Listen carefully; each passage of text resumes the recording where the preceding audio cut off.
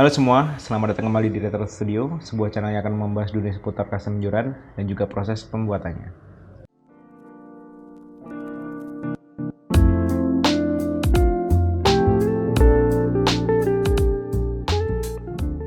Konten kali ini aku ada project joran casting, yaitu sebuah joran travel rod ya. Jadi ini adalah perdana aku membuat joran dengan tipe travel ya. Jadi cukup effort mengerjakan joran ini karena antusiasnya lumayan tinggi dan juga karena ini baru pertama juga di sini. Jadi semoga tidak terjadilah suatu kerusakan atau ketika dipakai patah lah segala macam itulah. Semoga aja enggak, karena beberapa kali sudah kutes lempar, sudah kutes beban juga. Jadi mari kita bahas tentang joran travel rod ini ya. 3 bahan utama yaitu blank, reel seat dan juga ring guide. Di sini aku menggunakan blank dari Zenzagan yaitu Zenzagan GP0 1 sampai 6 lips. Lalu untuk rekomendasi lure-nya yaitu 2 sampai 8 gram. Panjang total sebelum dipotong menjadi 4 piece ini dia ada di panjang 6,9 feet. Setelah aku potong dia ada di panjang 6,6 feet. Kenapa menjadi 6,6 feet? Itu karena request dari si customer ya. Ya mungkin karena memang kebutuhan beliau minta untuk dibuatkan sebuah travel rod dengan panjang 6,6 feet. Untuk reel seatnya, di sini aku menggunakan reel seat Fuji dengan seri VSS yaitu VSS KN. Lalu untuk ring guide-nya aku menggunakan CCKLAG strip H yang tentu Alconite berjumlah 9 pieces ya. Salah satu kerumitan dalam pembuatan joran ini itu ada di setiap shocknya ini atau setiap joinnya ini, karena berhubungan dengan ring guide yang berjumlah 9 itu aku harus mencari space antar guide-nya itu tuh gimana caranya biar tidak terkena di bagian joinnya. Lalu untuk tiap join ini aku menggunakan solid ya. Kenapa aku menggunakan solid? Karena kebetulan yang aman untuk dibubut ya, untuk mencari diameter agar pas put in-nya dan tidak terjadi kocak ya. Jadi ketika disambung ini dia tidak kocak itu. Ini kerumitannya di sini nih. Untuk panjang dari shock ini dia ada di 6 cm ya. Lalu untuk yang bawaannya atau di mid jointnya ini ada di panjang 6 cm juga. Lalu di atasnya lagi atau yang terakhir shocknya ada di 5 cm. Kenapa shock paling atas itu pendek? Itu karena menyesuaikan untuk agar bendingnya tuh lebih sempurna aja sih dari setiap sambungannya itu. Lalu untuk panjangnya dari setiap sectionnya ini ada di 50 cm ya, dari total panjang dari sini ini sampai dengan butt. Lalu join atasnya itu ada sekitar 50 cm-an. Lalu untuk pengikisan di setiap joinnya, di sini aku tidak menggunakan amplas dipegang terus di manual gitu enggak. Di sini aku menggunakan mesin bubut, jadi cukup presisi ya. Sekarang masuk ke detail dari estetika rod ini ya. Di sini ada sedikit stiker, ada aksen stiker juga di sini. Aku menggunakan silver foil ya. Lalu untuk bagian clear itu aku hanya clear di bagian reel seat dan juga di bagian butt sectionnya doang ini.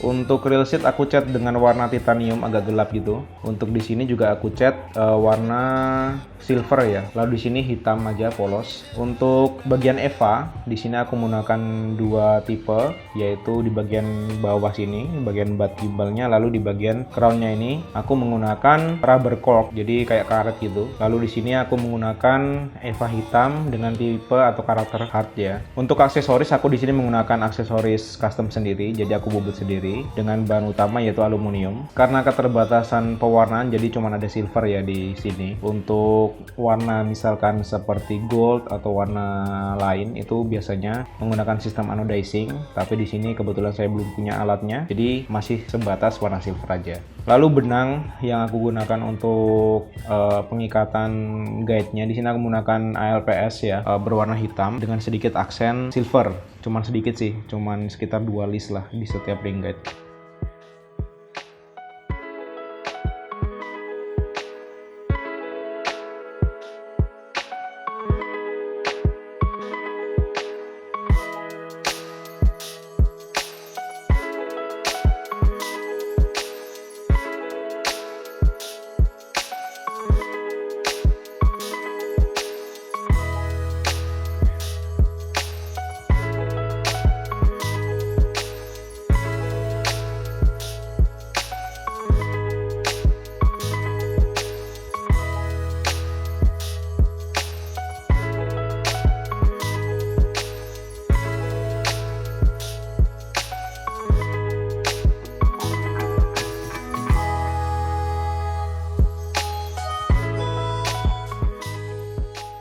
Untuk resinnya, di sini aku menggunakan resin dari Flakeout. Jadi seperti biasa, karakter resin Flakeout itu memang sedikit lunak ya. Jadi cocok untuk rod dengan tipe ultralight ya.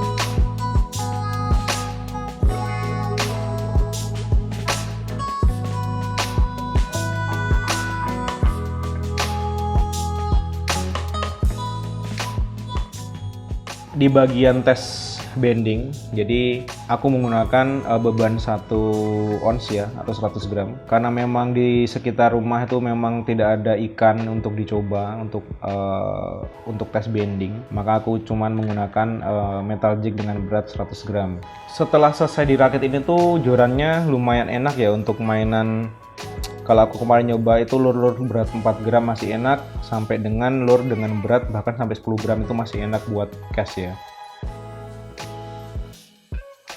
Garis besarnya aku suka ya rod ini ya, karena rod ini butuh effort untuk pembuatannya, lalu memang karena aku sangat antusias ya untuk buat rod ini. Bahkan ketika video ini diupload itu sebenarnya rod ini tuh sudah harus dikirimkan itu seminggu lalu sebenarnya, karena ya udah janji aja, sebenarnya nggak enak sih aku. Tapi karena memang masih suka aja lihat di sini, kadang beberapa rod itu sebenarnya udah jadi, tapi memang belum kukirim karena memang masih masih suka aja lihat barangnya gitu loh. Di setiap sebuah joran di custom itu tuh ada sebuah personal touch di situ, di setiap maker yang membuat sebuah joran yang customer minta. Entah nanti respon dari si pemiliknya itu nanti seperti apa, yang jelas dari rod maker itu pastinya mengharapkan yang terbaik ya, entah itu saat pengerjaan ataupun entah itu saat diterima.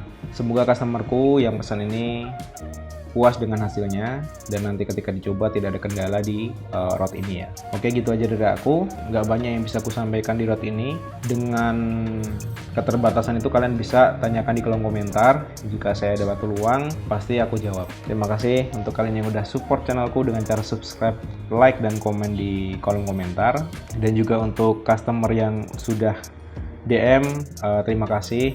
Tapi mohon maaf juga banyak yang nggak aku balas, itu karena memang banyak faktor yang bikin aku nggak balas banyak pelanggan ya. Jadi bukannya pilih kasih atau gimana, tapi respon yang aku dapat dari pelanggan tuh baik sebenarnya, cuman aku yang nggak siap. Ternyata peminatnya banyak banget yang mau custom di Retro Studio. Jadi kemungkinan ada sistem yang berubah ke depan, entah itu secara antrian atau entah itu secara harga, itu nanti ada yang berubah pasti. Dan juga untuk pelanggan yang mungkin kecewa atau dengan hasil yang tidak puas, yang pertama aku mohon maaf, karena memang itu salah satu dari pembelajaran ya menuju ke lebih baik lagi. Dan semoga untuk kedepannya kalian kalau misalkan mau kritik atau mau kasih saran, silahkan jangan sungkan, silahkan komentar apa adanya aja.